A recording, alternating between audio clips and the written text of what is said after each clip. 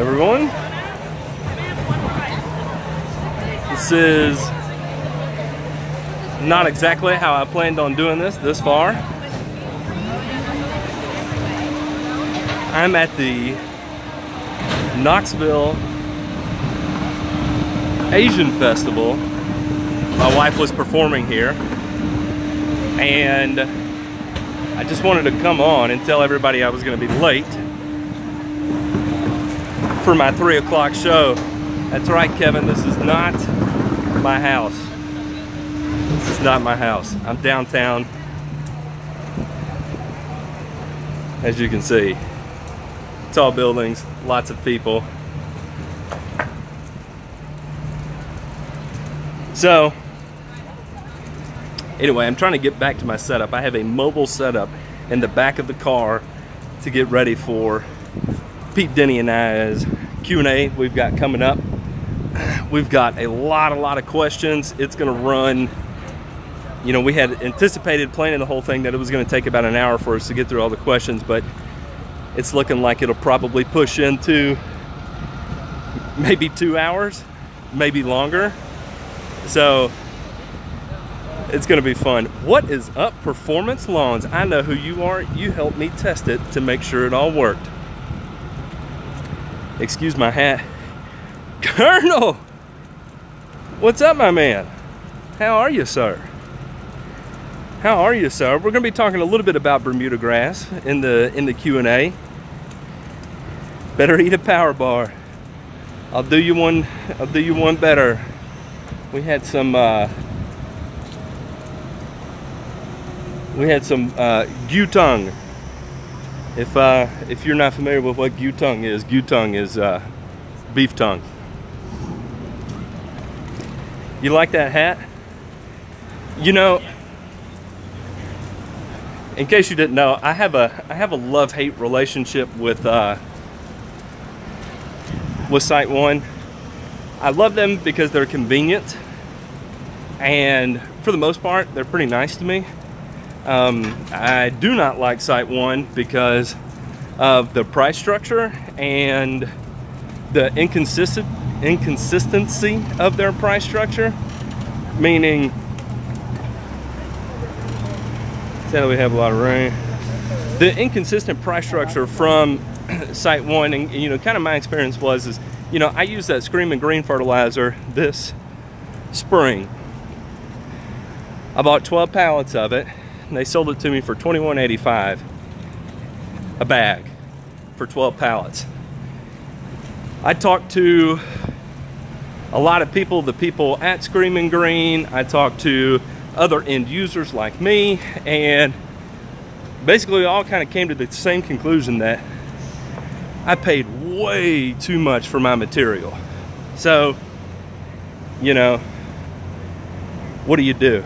What do you do? Screaming Green is going out of their way to try and find a different vendor, because basically I said I'll never buy from them again because of that. Man, I'm tired. Think about Knoxville. I'm in the mountains. There's a lot of hills here. I'm out of breath. No, there wasn't a price break, and sorry, I had to navigate the stroller. There was not, yeah, homeowners can shop there. There was not a price break, and that's what was so infuriating at 12 pallets. And it'd be different if, you know, just the volume of business that I do there was the only income SiteOne generated from our company, Outdoor Designs. However, as a company, I mean, we do a lot of business with SiteOne. Everything from irrigation, their nursery.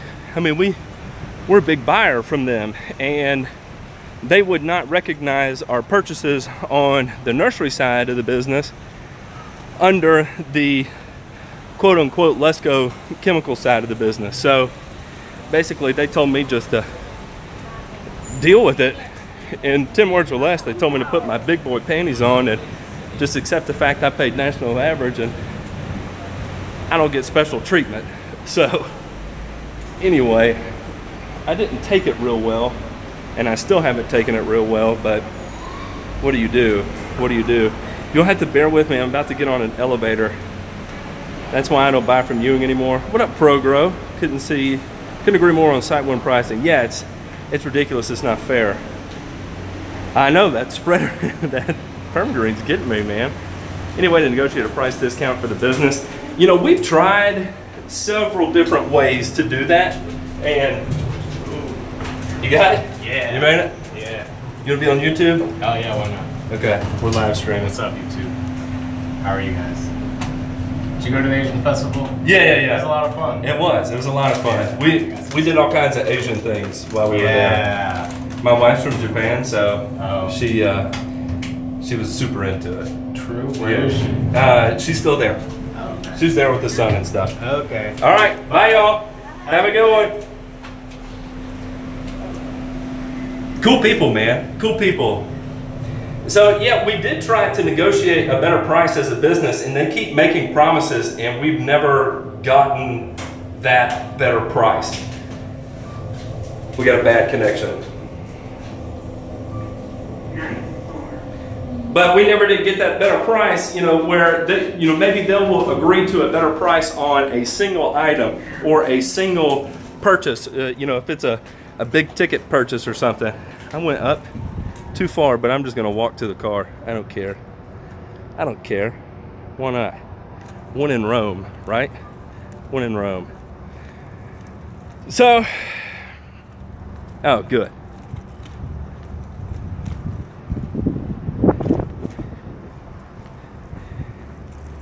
I don't understand, Colonel, what are you talking about contracts? You're saying get Site 1 to agree to a contract with us as far as price structure? I'll tell you now, as corporate as they are, especially now that they're owned by an investment company, CD&R, I don't think they're going to get into the contract world with end users like us. Most of their contracts are going to deal with, you know, distributors, you know, people like Bayer, BASF, and Syngenta, NuFarm. All those guys will get contracts, and you know, us, the end user, basically we have to fend for ourselves. So, you know, it is what it is. I'm not super worried about it, really. It's just, I'm just not going to buy anything else from them. You know, I don't think that was fair. In fact, one of the straws that broke the camel back was a guy in Georgia sent me a picture of his receipt where he bought 4 bags of Screaming Green and he paid $17 a bag. I was trying to figure out how he got it for $17 a bag, and in doing so, I found out that those 4 bags of fertilizer he bought came off a pallet that came from my local Site 1. So they couldn't say it was a shipping surcharge that I was paying or anything else, because it was one of the pallets that came from my branch that he bought 4 bags from and got $17 a bag. Meanwhile, at 12 pallets, I got charged $21.85 at $4.85 a bag times 480 bags. We're talking about a serious amount of money. So, anyway, I digress. So, yeah, really, you know, I wanted to come on. The manager at the Site 1 in my area is a super smart guy with 30 years of turf experience. That and the fact they carry stuff like SG is the only reason I go there still.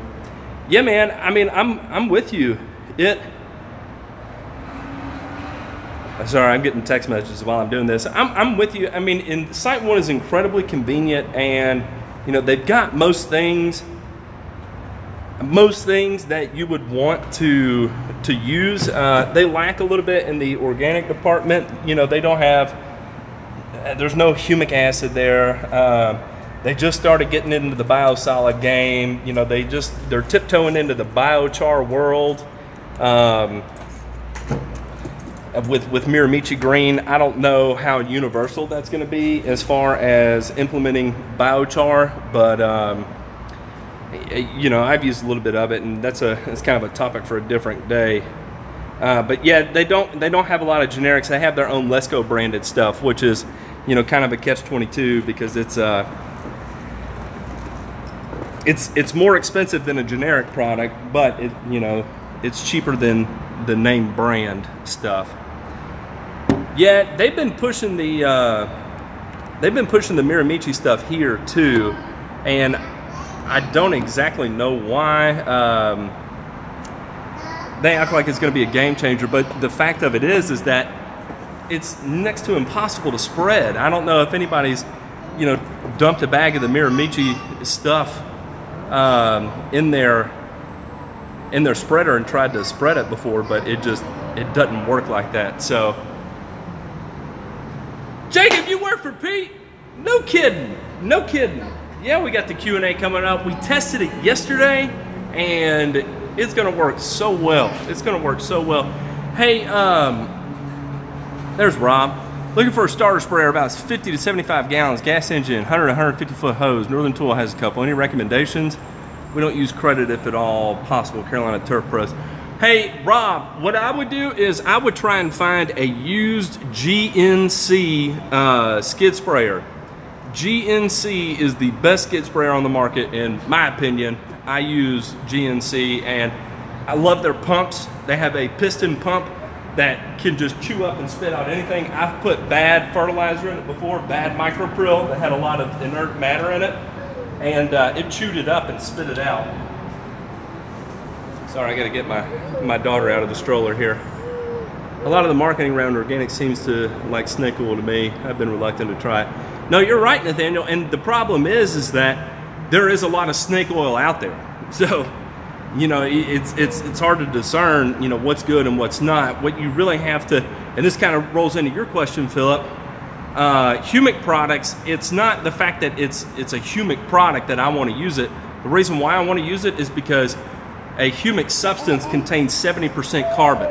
And I do know that combining synthetics with carbon, synthetic nutrient sources with carbon does, basically it works. You know, it's going to absorb those micro and macronutrients and then, you know, make them more slowly available to the plant as the plant needs it. It's going to help tie things up in the soil, your beneficials, and by forming those weak organic acids, it can actually, you know, chelate things that are unavailable to the plant. So there's real science behind that. Which humic acid product is better than the other, I don't know. I trusted John Perry, the guy I talked about in that video I did, and you know, he basically told me, he said, you know, for the most part, humic acid is humic acid. What you really most have to pay attention to is how it's extracted, and if it's extracted using potassium hydroxide, then usually it's a legit product. And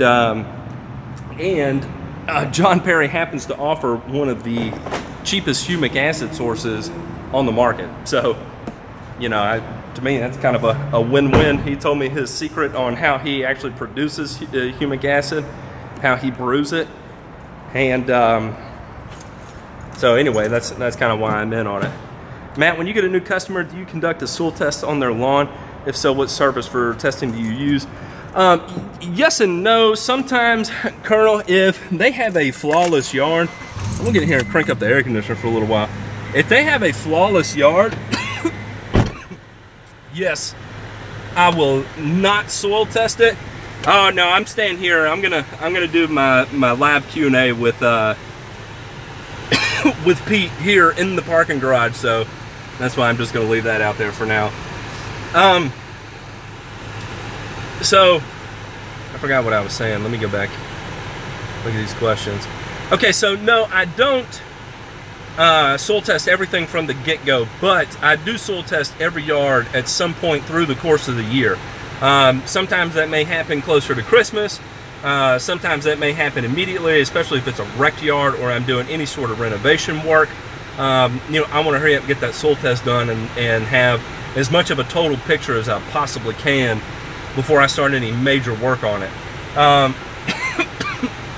Or, like I said, if it's already a really good yard and I pick them up, then I may wait till Christmas or sometime like that just to have something to do during wintertime, basically. Yes, the Q&A is starting at 4 o'clock. That is right. First year lawn renovation in Nashville, Yukon, Bermuda. I'm getting Virginia buttonweed. How do I treat? Telly Coleman, with that being newer,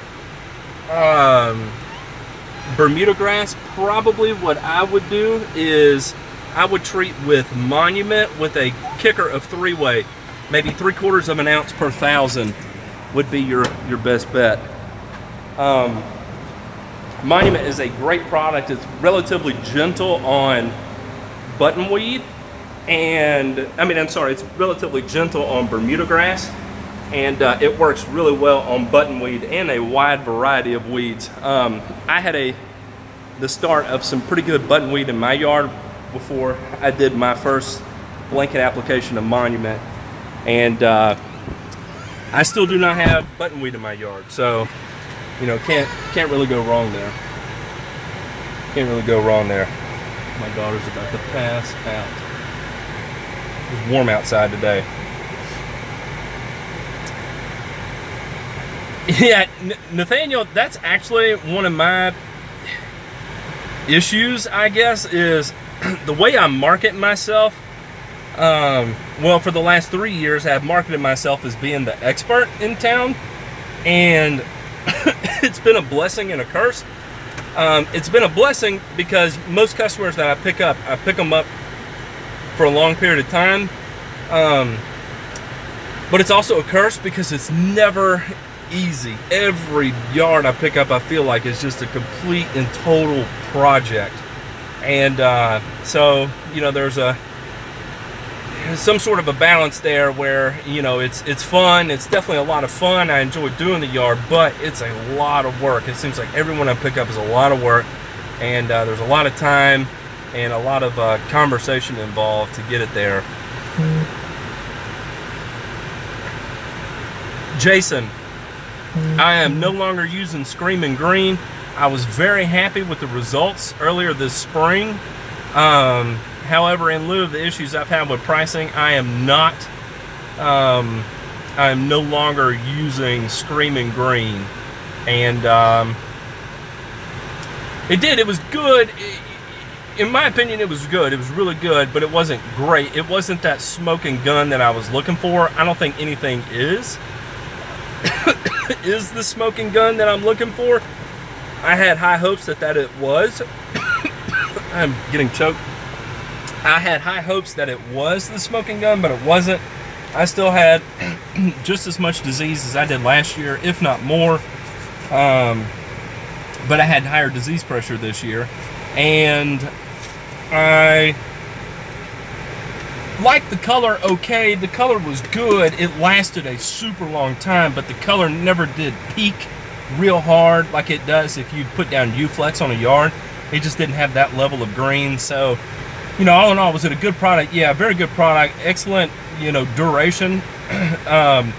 But it wasn't that smoking gun I was looking for by, getting down more organic matter and the 15 pounds and the furrow slices and all that good stuff. So, yes, good product. Not the smoking gun that I thought I was paying for at $21.85 a bag.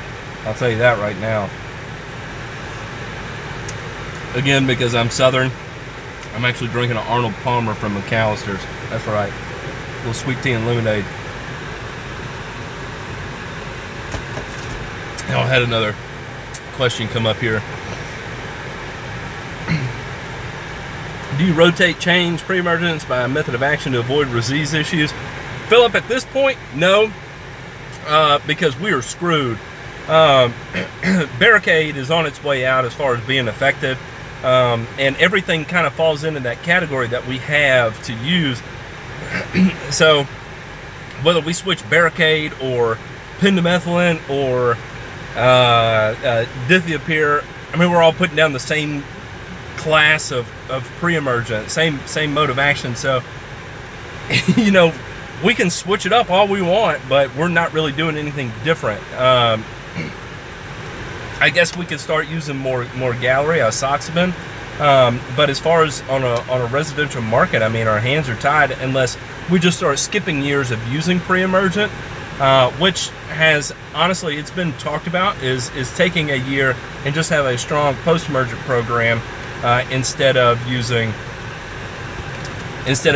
a what is indaziflam, Philip? I don't know indaziflam.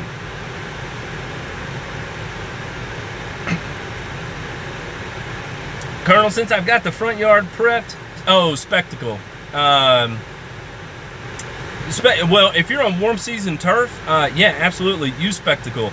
It's you know, it's a new mode of action, but it's, again, it's just a matter of time. You know, use it while you can, because it's not going to work forever.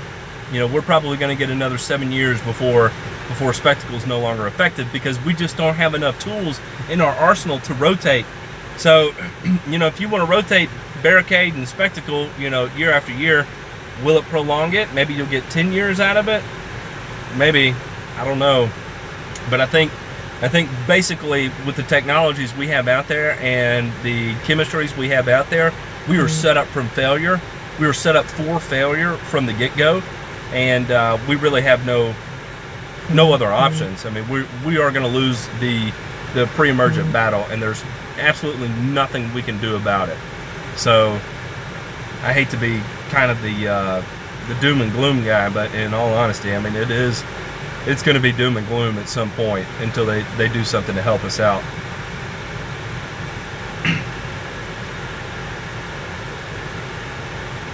For a cover grass over winter, Colonel, if it's your first year, I would not put down any cover grass, because Colonel, aren't you doing Bermuda grass?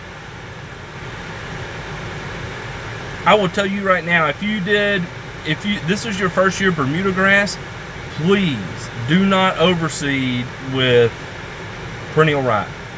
It will not come back out of dormancy.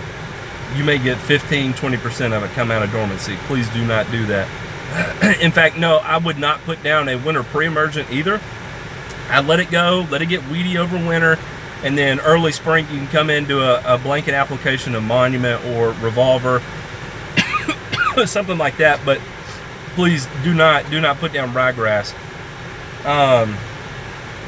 Oh, if it's completely bare and you're not going to have any grass, oh yeah, man, get out there with some nice, get a real high quality perennial rye and put it down, and maintain that baby at about 1 inch. Spray it with Primo every 2 weeks, and golly, you're gonna want perennial rye all the time.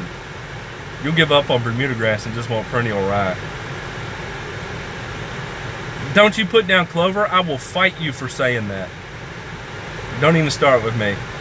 What's up, Mike? I think I sent you an email earlier. I've used my lawn for 7 years. That's no problem. So now I kill the whole lawn off. I want to put in at least 2 inches of humus down and rototill it in. I have about 85% clay. Is that too much, or should I use more? Mike, I would not put that much down. Yeah, you can. You're not going to hurt anything by it.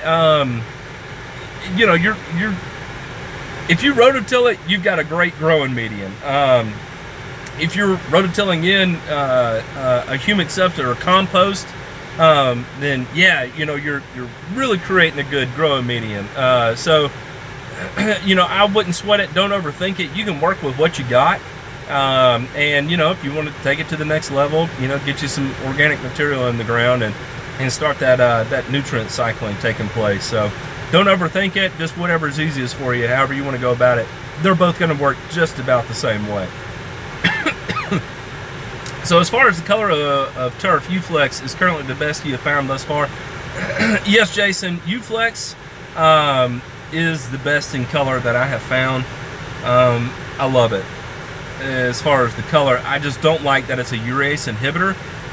So based on this study that came out by the Andersons, running urea with their humic coated urea, so it's got a humic coating on the urea prill, it actually outperformed in terms of color better than U-Flex. So I'm excited. Andy, I did in the past, and I made them really mad because I bought a bunch of Pilex from them, and I bought a bunch of seed from them, and it did not do well. The seed was awful. It was some of the worst seed I've ever used. and I told them about it, and basically I'm not a big enough buyer. They didn't care, and my salesman just stopped answering the phone, so I didn't pursue it anymore. But they've got great prices. Helena has great prices. Could Colonel Corn do a mix of Simazine and Monument? Yeah, Philip, he could if he wanted bare ground to stay that way over winter, or if he wants to do a big cleanup app. But if he's going to be seeding, I would not be putting down Simazine, and I probably wouldn't do any seeding for at least 2-3 weeks after putting down the Monument. I don't know why he would need to do an application of Simazine and Monument, though. Turf Nerd and Kaylee in the house. What's up, DW? And I do not know your daughter Kaylee, but hey Kaylee, how's it going? You're welcome, Mike. You're welcome. You know, that's, and for any of you guys that are about to go into a renovation project, you're going to hear 1,001 different ways to approach it. And are any of them wrong? Usually not. It's just usually a whole bunch of overkill. So, you know, I always tell people, don't overthink it. You know, just make sure you've ensured good seed to soil contact. Make sure you loosen up enough of the soil there, so that way as that fescue seed germinates, or whatever seed you're using germinates, it's got something it can tack down in. You don't want to go too deep with your rototilling, because then it's really, really, really difficult for it to firm back up. It may go all winter just being mushy as crap. You can't walk on it. So anyway, just keep that in mind. Keep that in mind. Colonel Corn, every time I go back and read Clover, my heart skips a beat. I don't know how you can do it. But perennial rye, if the weather doesn't improve over the next 2 weeks, I'll just go with perennial rye over winter. A question, how do I burn it out when I reseed with Bermuda? Roundup. Spray that damn thing with Roundup. It's the cheapest way to burn it out. So that way, you know, you spray it twice with Roundup, fallow the soil, you know, one more good time, and then seed your Bermuda into it. Go get you a jug of Ranger Pro, baby, for $52 for 2.5 gallons, and go haywire on it. But I'm telling you, man, you put down that perennial ryegrass, mow it at 1 inch, spray it with Primo every 2 weeks. Woo! You are ready to go.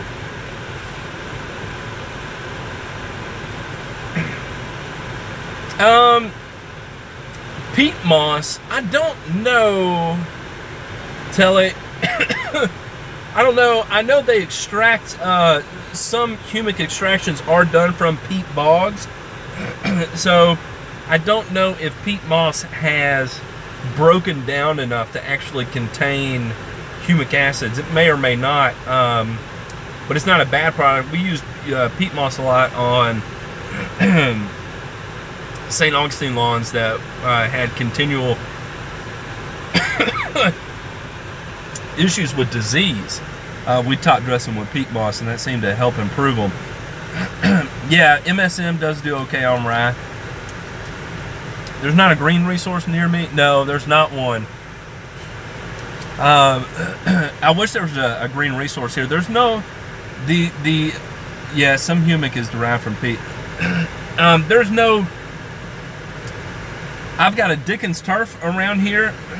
Dickens turf is a local company that I can get some chemical from, and then I've got Site 1. Other than that, there's not really a whole lot I can choose from. Yeah, I'll give a plug. thelawnforum.com is pretty interesting because it's a collective group of homeowners that I mean, are doing some serious next level lawn care. I'm saying, like, leveling projects from that some of the best leveling work I've ever seen done, and guys that are mowing at 250 thousandths of an inch, and I mean, it is fantastic. I'm the biggest lurker on the Lawn Forum. I read it every day. I just don't comment a whole lot because I just don't have time. I've got my hands in a little bit of everything. Which reminds me, 25 minutes, Pete, Denny, and I go live with our very first Q&A. Philip, how do you like your Tiff Tuff? I really want some Tiff Tuff. A buddy of mine down in the ATLGA just sodded his yard with Tiff Tuff. And it really fast growing, huh?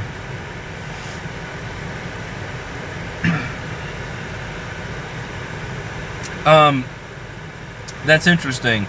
Have you seen any firsthand of its shade growing abilities? I'm curious.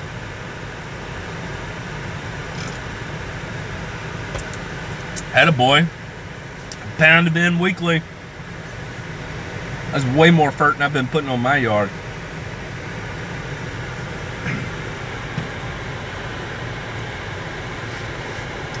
Jacob, it is thelawnforum.com. All one word.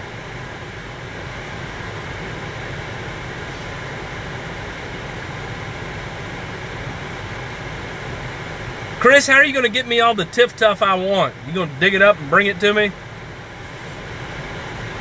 I'm fighting a sinus infection.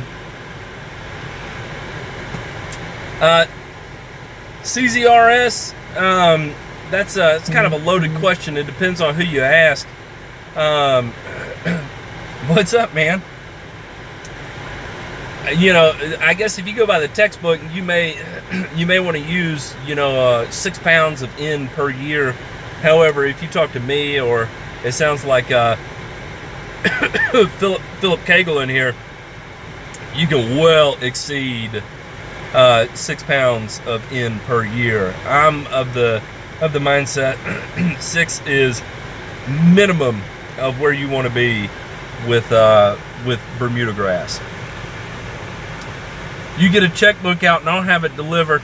That's right, Chris. That's right. I know I can call Superside tomorrow and have it ordered and get it by the end of the week, but my issue is I don't know if I want to spend money on sod right now. I've got seed purchasing coming up. It's growing in areas with shade. I use the light meter to measure the amount of DLIs in the area prior to springing. 15 to 17, and it's growing in those areas. That's pretty good. That's pretty good. Do you notice any growth retardation in those areas, or is it growing there just like it is in the full sun? Can you spray for weeds on 3-month late sod? Yes, Herman, you can. That's assuming it's rooted down. Double, triple, quadruple check to make sure it is rooted everywhere, and then have at it. Spray your weeds.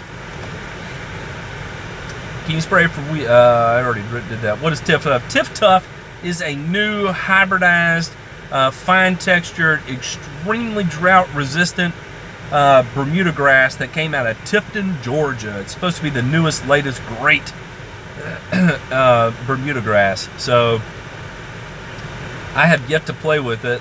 About the last thing I got to play with was Tiff Garand, and I liked it. It wasn't everything I wanted it to be. Are you guys that are doing 2+ pounds a month of Bermuda use PGR juice love mowing that much? To answer your question, I concentrated my sprigs in the areas with the most sun so I can maximize success. I planted a few sprigs in these shaded areas. I got you. I got you.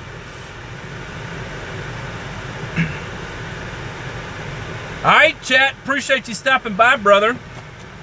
We could talk about more things other than Bermuda grass. I just happen to, I like to dip my feet into Bermuda grass.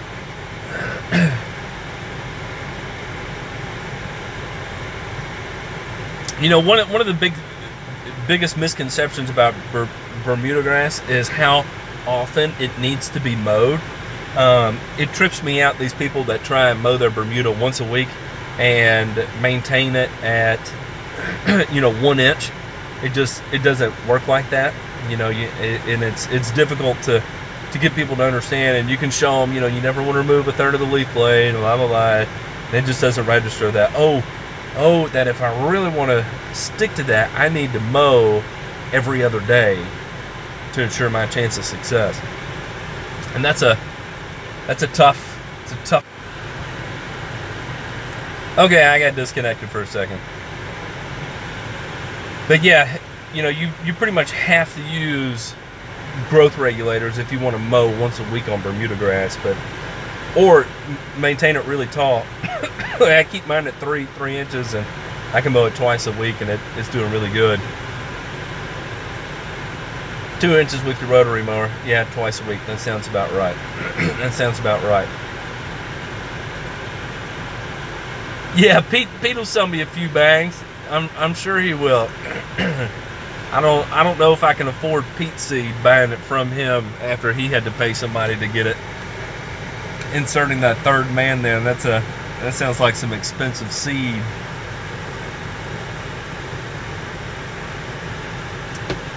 I think he and I were comparing seed prices pretty recently. We pay about the same thing, so. Oh, it's cheap, says Jacob. Jacob, shut your mouth. You don't need to tell people how cheap the seed is or how expensive it is. It's not cheap. Seed is not cheap. No matter which way you spin it, it is not cheap. Do PGRs or verticutting help with turf density? I'm trying to figure out how to increase turf density. Yes, Philip, yes to both those answers. Jacob, $50+ for 50 pounds is expensive. That's expensive, especially when you're buying multiple pallets. So yeah, Philip, if you're familiar with the way growth regulators work, in particular Trinaxapac, it's funny, Colonel. That's funny. Trinaxapac is actually going to suspend the production of gibberellic acid in the plant, and so everything else in the plant is going to function normally. It's just not going to grow up towards the sun. So you will still have the lateral growth, you will still have the chlorophyll production, but it's going to be in a much more condensed form. You're not going to have that spacing between the nodes. And so without that spacing between the nodes, that is going to be more leaf tissue per square inch, per square millimeter than you were seeing beforehand, because there's just less stem area available. So yes, it will improve density. And then verticutting, you're actually cutting stems and generating new tack down points, and thinning out anything that's you know, of size or of age that isn't really hosting a whole lot of success to the Bermuda grass plant. And so by cutting those, putting new cuts in them, basically you create those new tack down points for new growth to really squeeze into each of those little nooks and crannies and really make it as tight as possible. So if you're looking for density, keep pounding it with fertilizer, keep mowing it daily, and probably by the end of next year, I'd say you're going to be about as tight as you can get it.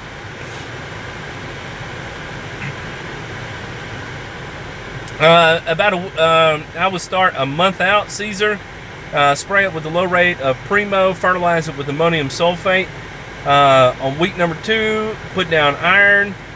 Week number 3, spray it with Primo, put down ammonium sulfate and put down iron, and then maybe like 5 days before it, hit it with Primo, iron, and ammonium sulfate again. And if that doesn't make it look good, it's just not going to look good. Okay, everyone, I'm going to end this live broadcast now because I've got to get set up for Pete and I to go live. So I'm going to end this. That's right, if you apply PGR while the plant is stressed or has active disease, it will not grow out, and it is awful. I've done that before, Turf Nerd. Well, I sprayed a fescue yard with Primo and sulfentrazone, and it kept the damage from the sulfentrazone in there for a long time. So, all right, y'all, I'm stopping this. I'm gonna switch. I've gotta fire up the PC and get all that going. I've got this redneck, super redneck crazy get up that I'm doing here. But anyway, I'll be back here in about 15 minutes live with Pete. All right, y'all. See ya.